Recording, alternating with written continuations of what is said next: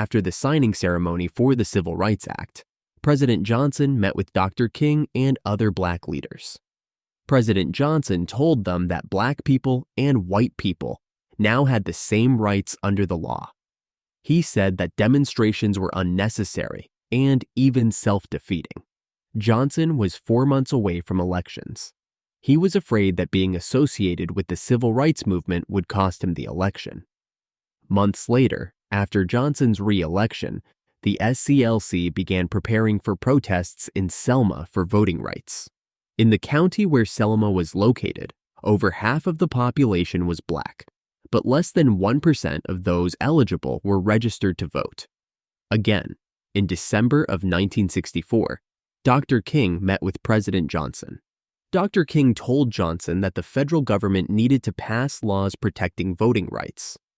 Johnson said that they were going to pass voting rights laws eventually, but that they could not get a voting rights bill through in this session of Congress.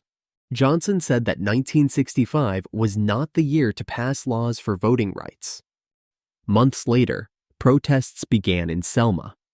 After one march, state troopers shot a black man named Jimmy Lee Jackson in the stomach twice while he was in front of his family. They proceeded to beat him. He died a week later. Hundreds of people marched to protest the death of Jimmy Lee Jackson and voting rights discrimination. They planned to march 54 miles to Montgomery, the capital of Alabama. On the first day of the march, state and local police chased protesters. They beat the protesters with billy clubs and tear gassed them. That night, news programs flooded the country with footage of the violence.